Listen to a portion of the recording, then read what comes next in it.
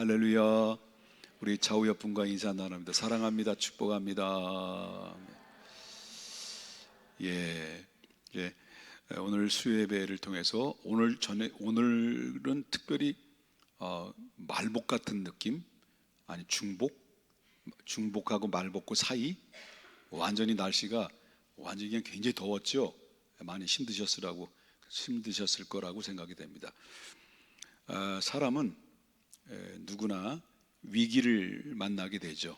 그 위기를 만날 때 그 위기는 때로는 바로 사고, 예측할 수 없는 사고, 아니면 질병, 때로는 이 서로의 관계가 갑자기 무너지기, 그 좋은 친구의 관계인데, 둘도 없는 관계인데 갑자기 잘못된 오해로 인해서 신뢰가 무너지고 관계가 깨지는 경우, 또한 불확실한 미래 때문에 두려움이 사로잡히고, 또한 우울증과 두려움과 공포와 이런 것들이 우리의 삶을 위협할 때가 많이 있죠.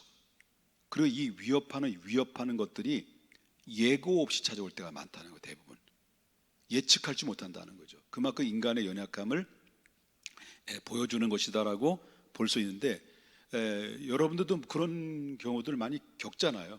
여태까지 세월을 연식도 꽤 되셨는데 그런 세월을 걸어오면서 위기를 많이 만났고, 그 위기 속에서 극복도 하셨고, 지금도 이렇게 하나님 은혜 가운데 살아가고 있지만, 앞으로 우리 미래도 또다시 반복적으로 이런 위기가 찾아올 때, 여태까지 여러분들이 잘 믿음으로 극복을 했지만, 많은 대부분의 사람들이 예고 없이 찾아오는 이런 여러 가지 위기를 만났을 때, 사람들은 무언가 보호를 받고 싶어하고, 그리고 응답받고 싶어하고, 이 문제로부터 빨리, 이 속박으로부터, 이 고난으로부터, 위기로부터 벗어나고 싶어 하지만은, 그러나 실질적으로 인생의 의미와 진정한 만족을 누리지 못할 만큼 그 해답을 얻지 못하고 살아가는 사람들이 오늘날 많이 있다라고 하는 겁니다. 대부분 이런 위기를 만날 때 문제를 해결할 수 있는 해결의 방법책을 사람들은 어떻게 찾느냐면, 물질적인 안정과 그리고 또한 평안을 찾기 위해서 사람들은 물질을 따라가기도 하고, 어떤 사람들은 명예를 쫓기도 하고, 어떤 사람들은 많은 종교를 찾아가서 자기의 미래나 이 불안한 모든 상황들을 해결하려고, 해결점을 찾으려고 굉장히 애를 쓰는 경우들이 많이 있다는 거예요. 여러분 알다시피 요즘은 아예 공개적으로 대놓고 이렇게 띄워주는 상황, 그 종교인들이 많이 등장이 되잖아요. 카페도 이런 종교가 생기고, 그것이 뭐냐면 바로 이 무속인들, 요즘 굉장히 핫하거든요. 아예 공영방송에 무속인들을 등장시키고 트랜스젠더를 등장시켜서 아주 띄워주는 상황이 상당히 있다는 것을 이제 보게 된다라고 하는 거죠. 그러다 보니까 무속인들이 그만큼 많이 공영방송에 띄우고, 개그 방송도 띄우고, 진지한 상황도 띄우고, 굉장히 띄워주는 이유가 뭐냐? 그만큼 이 세상에 살고 있는 사람들이 불안하다는 거예요. 그리고 많은 사람들이 불안하고 염려가 가득 차 있다는 것을 이야기해 주는 거예요. 그만큼 이렇게 종교들이 우죽순으로 일어나는 이유들은, 그만큼 이 세대를 살아가는 사람들이 바로 위기 가운데 상당히 바로 불안과 염려로 가득하게 채워져 있다는 것을 보게 됩니다. 결국 사람들은 이렇게 모든 문제로부터, 이 위기로부터 벗어나려고 애를 쓰고 노력을 하지만, 여러 가지 간구하면서 방법을 가지고 시도를 하지만은 해결점을 못 찾는다는 거예요. 찾으면 찾을수록 사람들의 마음은 허망해진다. 그 예를 들어서, 예를 알다시피 솔로몬 있잖아요. 솔로몬 아셔요? 솔로몬 잘 아셔요? 여러분, 솔로몬 대단하잖아요.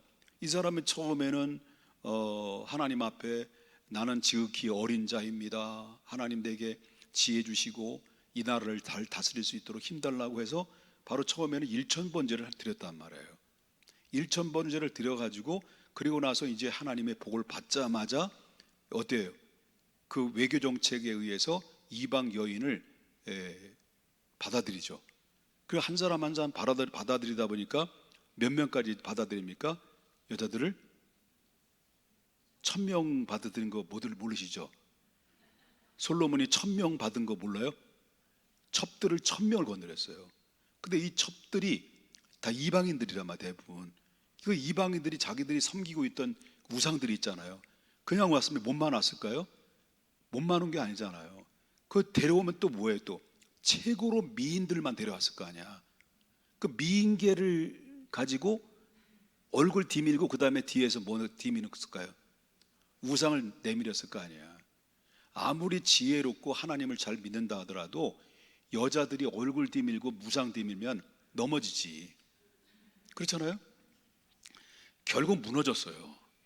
결국 무너져서 결국 우상들을 받아들이면서 자기만 이 왕이 받으니까, 왕이 우상을 받아들이니까 백성들은 어떨까요? 노래를 나와. 노래를 하죠. 어떤 노래를 할까요? 얼씨구 절씨구 차차차, 아 기와자 좋구나 차차차. 말하자면 이들도 뭐의 습성이 있습니까? 잔재되어 있습니까? 우상이라고 하는 이 근본적인 그 뿌리에서 벗어나지 못한 잔뿌리들이 남아 있었던 거죠, 이스라엘 민족이. 그러니까 쉽게 그걸 받아들여서 왕이 받아들이니까 전국적으로 이제 좋다, 이제 자유다, 그래서 자유롭게 우상을 받아들여 가지고 전 지역에 산당을 만들고 각종의 바알신, 아사라신 각종의 우상들을 받아들이다 보니까요, 어떻습니까? 결국은 나라가 어렵게 되고, 그리고 어렵게 될 뿐만 아니라 솔로몬 이후에는 뭐예요? 나라가 두 쪽 확인했잖아요. 그리고 솔로몬이 성령으로 시작했다가 마지막에는 뭘로 마치는 거예요? 육체로 마치면서 마지막 결론을 내린 게 뭐냐? 예? 하나님을 떠난 해 아래 사람들이 헛되고 헛된 것이다. 천지를 지으신 여호와 하나님을 바라봐야 되는데 내가 헛된 것만 쫓아다니다가 내 인생은 마지막에 결론은 헛되고 것이다. 그 잠언을 남겨서 후대들에게 나에게 이렇게 노년에 부끄러운 족적을 남기는 삶이 아니라 정말 아름다운 족적을 남기려면은 내가 너희들에게 잠언을 남겼던 이 지혜서를 잘 읽고 인생의 어떤 것이 진정한 성공이고 축복인가를 알아라. 그래서 이 솔로몬이 그 잠언서와 전도서를 기록한 거 아니겠습니까? 마찬가지로 아무리 인간적인 힘으로 이 위기나 고난을 극복하려고 애를 쓰고 노력을 해보지만은, 그러나 해볼수록 인간의 방법과 세상의 종교들을 통해서는 가슴 깊이 들어가면 들어갈수록 사람들의 마음은 허망해질 수밖에 없다라는 것입니다. 에? 자, 그렇다면 진정한 삶, 진정한 삶과 보호와 응답과 그 다음에 만족은 어디서 오느냐? 사람들은 못 찾아요. 지금도 못 찾고 있어요. 그럼 진정한 삶의 보호와 응답과 하나님의 그 만족함으로 우리가 살아갈 수 있는 그 비결은 어디에 있느냐를 할 때 그 답을 누가 찾았냐면 시편 기자가 찾은 거예요. 그 답을.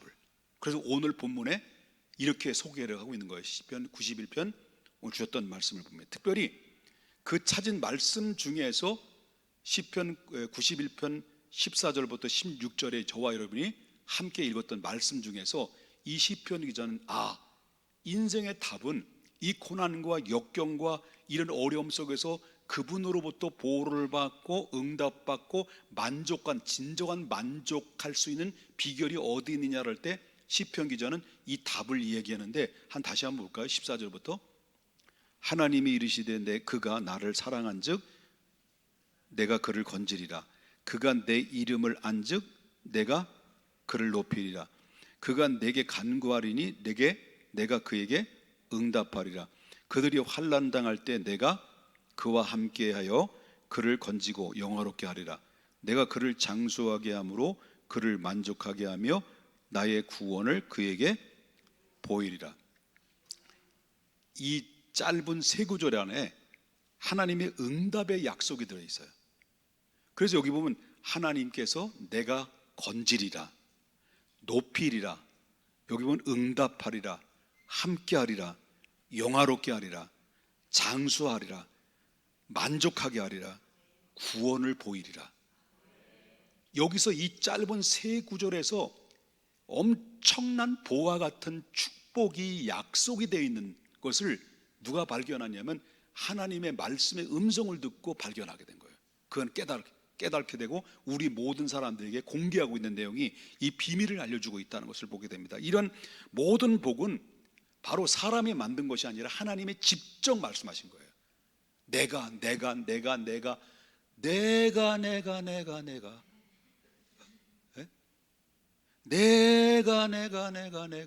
건지리라, 높이 이리라, 응답하리라, 아멘 좀 하라요. 내가, 누가 얘기 계시는 거예요? 하나님이 직접적으로 말씀하셨다. 그래서 하나님의 백성에게 구원의 방패가 되어줄 뿐만 아니라 하나님이 직접 실제적인 복을 내려주겠다라고 하는 약속이 여기에 담겨져 있다. 우리의 고난을 만나도, 위기를 만나도, 어떤 상황이 깜짝 놀랄 만한 예측할 수 없고 예고 없이 찾아오는, 불쑥 찾아오는 여러 가지 암초들이 우리의 삶을 엄습해 온다 할지라도 내가 너에게 방패가 될 것이고 내가 너에게 그 대신 화가 변하여 복이 될 것이다라는 말씀은 하나님이 직접적으로 약속하시는데, 그렇다면 이 구원의 방패와 바로 실제적인 축복을 약속하셨는데 그거는 무엇으로 어떻게 받을 수 있겠느냐는 거죠. 여기에 받을 수 있는 거에 대한 그 말씀은 우리가, 저와 여러분이 이렇게 정말 화가 변하여 정말 복 있는 사람이 되기를 원한다면 여기에서 시편 기자는 세 가지 조건을 제시하고 있어요. 오늘 본문에서 세 가지 조건 중에 바로 뭐냐고 말하는 첫 번째는 하나님을 사랑하는 겁니다. 이게 조건이에요. 그러면 하나님께서 우리를 보호해 주시고 마음껏 복을 내려주시겠다는데 14절 다시 보겠습니다. 그가 나를 사랑한 즉 뭐라고 그럽니까? 내가 그를 건지리라. 어떤 위기나 어떤 역경이 와도 네가 나를 사랑하니 내가 가만히 있을 수 있겠느냐? 네가 나를 사랑하는데 내가 어찌 너를 버리겠느냐? 내가 너를 건질 것이다, 반드시 건질 것이다 라는 약속을 하고 있다라는 거예요. 사람은 자기가 믿을 만한 때, 만하다고 여기는 때 사람 믿잖아요. 내가 상식적으로 논리적으로 납득이 되고 이해가 되면 거기에서 믿고 신뢰를 주잖아요.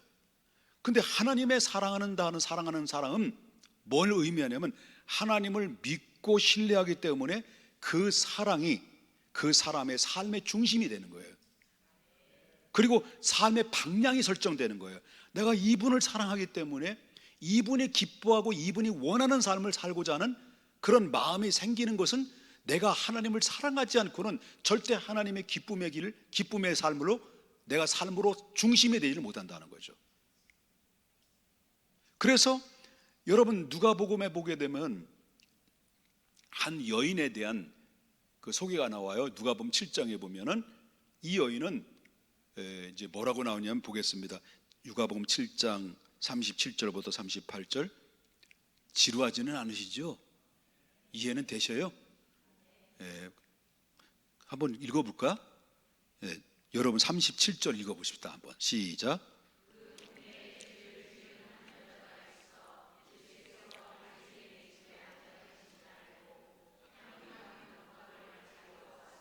자, 그 다음에 중요합니다. 38절. 예수의 뒤로 그 발 곁에 서서 울며 눈물로 그 발을 적시고 자기 머리털로 닦고 그 발에 이 맞추고 향유를 부으니. 자, 이 여인은 오늘 여기 보니까 이 여인은 사회적으로 죄인으로 취급을 받은 자일까요? 겁나게 죄인으로 취급받은 자일까요? 그래요. 겁나게 죄인으로 취급받았다고 한다면 이 여인은 아마 직종의 창녀 아니면 또 뭐 등등 여러 가지 그 이외에 수치스러운 행동을 해서 자기 이익을 추구하는 여인으로 평가를 받았을 거라는 거예요. 그러니까 이 동네 사람들이 이 여인을 바라볼 때마다 따가운 시선으로 째려보고 이렇게 봤다는 거예요. 그런데 이름에도 불구하고 그는 늘 숨어서 자기를 드러내지 못하고 부끄러움과 이 죄성 때문에, 죄책감 때문에 나오지 못하고 대중 앞에, 사회적 앞에 나오지 못했던 여인이 예수님이 바리새인 집에 초청받아서 거기 계시다는 소문을 듣고 용기를 낸 거예요. 용기를 내 가지고 바로 예수님에 대해서 그 전부터 많이 들었겠죠. 그래서 향품을 들고 온 거예요. 오자마자 예수님을 딱 보자마자 예수님 발 앞에 서서 첫 번째는 눈물을 펑펑펑펑 흘려요. 눈물을 흘리니까 어때요? 턱에서 떨어지는 그 눈물이 예수님 발에 한 방울씩 두 방울씩 떨어지죠. 그 눈물이 떨어지는 그 눈물, 예수님의 발에 적셔지는 그 눈물을 자기 두 번째 단계는 머리털을 풀어 헤쳐요. 그리고 눈물을, 예수님이 적셔졌던 눈물을 자기 머리털로 다 닦아요. 그 다음에 세 번째는 그리고 난 다음에 뭘 보여? 가장 값비싸고 가장 소중한, 아끼고 아꼈던, 불의한 방법으로 벌었든지 어떻든 간에 그거를 기꺼이 향품을 예수님 발에 부어요. 그리고 우는 거예요. 왜 울을까요? 나는 죄인입니다. 나는 죄인입니다. 오직 나를 용서하시고 나의 모든 결박으로부터 풀어줄 수 있는 유일한 분은 당신밖에 없습니다라는 간절하고도 애절한 마음으로 그 진정한 회개의 눈물이, 참회의 눈물로 그 흘렸던 여인을 예수님이 보신 거예요. 그러니까 이 보시고 도대체 이 여인이 왜 이렇게 얘기했을까 할 때, 왜 이런 행동을 했을까 할 때, 회개와 아까 좀 전에 말씀드린 것처럼 전적인 헌신이 여기에 담겨져 있는 거죠. 회개뿐만 아니라, 말로 회개한 것이 아니라 몸으로 나는 정말 죄인입니다, 당신이 용서가 필요하고 당신이 이 내 모든 죄악으로부터 결박을 풀어줄 분이 당신밖에 없습니다라고, 바로 이것은 한마디로 말하면 사랑하는 마음과 죄를 용서하는 마음과 그리고 동시에 자기의 모든 것을 표현을 하는 이런 모습들을 보게 되는 거죠. 그래서 예수님이 이 모습을 보시면서 뭐라고 말하냐면, 첫 번째는 내 죄사함을 받았느니라. 그리고 뭐라면 이는 내가 많이 사랑했음이라 그랬습니다. 사랑했다는 건 뭡니까? 사랑은 말로만 사랑한 것이 아니라, 말로만 사랑한 것이 아니라 사랑을 이 여인은 뭘로 어떻게 한 거예요? 표현을 했다는 거예요. 뭘로 표현한 거예요? 물질로 표현한 거예요. 향유로 표현한 거예요. 진정성 있는 그 회개와 그리고 주님을 사랑하는 마음으로 자기 자신을 모든 죄악에서 나를 결박을 풀어줄 분은 이분밖에 없다는 것을 알았기에 그는 엎드려 하나님 앞에 예수님께 눈물을 흘리고 자기를 참회하고 그리고 사랑의 마음을 물질로 표현을 한 이런 실제적인 모습을 보게 된다는 거죠. 그래서 여러분 알다시피 14절에 이 말이 그 말이잖아요. 그가 나를 사랑한즉 내가 너를 건지리라. 이 여인은 어떻게 될까요? 이 여인은 칭찬받았어요. 용서받았어요. 그리고 난 뒤 이 여인은 다음의 삶은, 용서받고 이 여인의 다음의 삶은 어떤 삶을 살았을까요?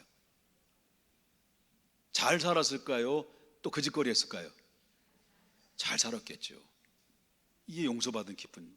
주님을 사랑하는 것은 말로만 하는 것이 아니라 실질적인 표현에서 나타나는 이 모습은 그는 사랑의 그 모습 증거다라고 볼 수 있다는 거죠. 그러므로 여러분, 하나님의 구원의 방패가 되어주시고 여러분들이 화가 변화의 축복이 되는 역전의 주인공이 되기로는 하나님은 어떤 자를 건지시냐는 거죠. 위기 가운데 하나님을 사랑하는 자. 말로만 아니라 내가 사랑할 때 실질적으로 사랑은 우리의 행실로 표현되는 이런 모습이 있을 때 진정한 사랑의 표현이다라는 것을 보게 되고요. 두 번째 조건은요, 하나님이 어떤 자에게 구원의 방패와 실질적인 축복을 허락하시느냐를 할 때, 여기 보면 이제 14절 하반절 보겠습니다. 그가 내 이름을 뭐예요? 안즉 내가 그를 어떻게 한다는 거예요? 높이리라. 자, 여기서 하나님을 안다는, 하나님의 이름을 안다는 것은 뭐 하나님 그냥 살아계시다, 난 살아계신 거 알아, 우리는 그러면 여러분 예수에 믿지 않는 사람도 하나님 살아계시는 걸 인정할까 안 할까요? 인정해요. 예수 안 믿는 사람들도 하나님 살아있는 거 알아. 나도 알고 있어. 믿는다고 얘기까지 해요. 근데 이거는 바로 뭐냐면 하나님을 아는 게 아니죠. 정말 하나님을 안다는 것은 뭘 의미하냐면 그분의 성품, 그분의 뜻, 그분의 가치에 대해서 충성하는 태도. 이게 바로 하나님을 안다는 표현이라는 것을 보게 돼요. 이런 태도가 있을 때 하나님을 아는 사람이라는 것으로 평가를 받게 되고, 믿는 자는 하나님께 관심을 가지고 하나님의 사명으로 들어갈 때 진정으로 하나님을 아는 것으로 표현된다는 것을 보게 됩니다. 하나님을 알지 못하는 사람이 어떻게 하나님께 충성하느냐는 거죠. 그렇죠? 그래서 14절 하반절에 그가 내 이름을 안즉 뭐예요? 내가 높이리라. 하나님이 여러분들을 우쭈쭈 해주실 줄 믿습니다.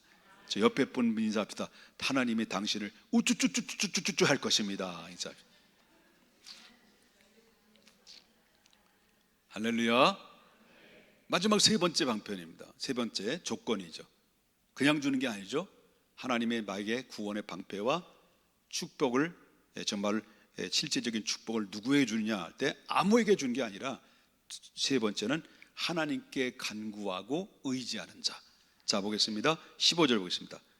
그가 내게 간구하리니 내가 그에게 어떻게 한다는 거예요? 응답하리라. 하나님을 의지한다는 것은 어떤 상황 가운데서도 어떤 자입니까? 하나님을 찾는다는 거예요. 고난이 올 수 있어요. 위기 만날 수 있어요. 예측할 수 없고 예고 없이 찾아오는 여러 가지 환난과 그리고 암초 같은 것들이 우리를 위협할 수 있어요. 근데 하나님을 의지하는 사람은 어떤 사람이냐면 이런 가운데서도 순간순간마다 넘어질 수도 있고 갈등할 수도 있지만 그럼에도 불구하고 결국은 누구를 찾게 돼 있어요? 하나님을 찾게 돼 있어요. 이런 자가 바로 하나님을 의지하는 자고, 하나님을 의지하는 믿음은 뭐냐면 그분을 찾아요. 왜 찾을까요? 그분을 의지하기 때문에. 그분을 의지한다는 것은 뭐냐면, 그분을 의지한다는 믿음은 무엇으로 표현하는 거냐면 하나님께 간구하는 것을 봐요. 간구. 기도로 나타나는 거예요. 기도. 그럼 내가 하나님을 의지한다는 것이 뭐냐면, 내가 그만큼 하나님을 의지한다는 그 의지는 내가 하나님 앞에 기도한다는 의미를 거기에 포함되어 있다는 것을 보게 됩니다. 단순한 기도 요청이 아닙니다. 바로 실제적인 것을 다 맡기는 표현이라는 것을 보게 된다, 그런 얘기죠. 그래서 결론적인 말씀 드립니다만은 예고 없이 우리가 찾아올 수 있어요. 뭐가? 고난이. 그렇죠? 예고 없이 찾아온단 말이에요. 찾아올 때마다 우리는 어떻게 이 모든 고난을 극복하고 화가 변하여 복 있는 사람이 될 것이냐 할 때, 우선적으로 위기를 만나거나 어떤 상황이 찾아올 때 우리는 가장 중요한 것은 하나님과의 관계가 회복되는 것이다. 이게 굉장히 중요하다는 겁니다. 위기를 만날 때 가장 중요한 것은 우리는 하나님과의 더욱더 위기가 만나면 만날수록 하나님과의 나와의 관계가 밀착 관계가 돼야 된다. 밀착 관계. 그 밀착 관계는 끈적끈적한 관계. 그런 관계. 제가 요즘 건강을 위해서 제가 건강빵을 만들거든요. 요즘 제가 건강빵을 드시는 분이 몇 분 계셔요? 드시고 싶은 선착순. 예. 제가 통밀빵을 꽂혀가지고요. 가끔마다 이제 통밀빵을 하는데요. 야, 그거 쉽지 않더라고요. 근데 이게 반죽하는데 손에 달라붙는데 끈적끈적 달라붙는데 아무리 털어도 안 털려. 그런데 달라붙어야 맛이 있더라고요. 이게 이 특급 레시피인, 이거는 비밀이니까 여기까지. 우리가 고난을 만나고요, 힘들고 어려움 만나면 만날수록 우리는 계속해서 우리는 어떤 관계? 하나님과의 끈적끈적한 통밀가루처럼, 통밀가루보다 더 강력한 게 있더만요. 밀가루 종류가 다르더만요. 평범한 밀가루, 뭐 중력, 강력이 있더만요. 강력 밀가루처럼 딱 달라붙어서 끈적끈적하게 떨어지지 않고 하나님을 사랑하고, 예? 그리고 하나님을 아는 것을 충성이라고 했습니다.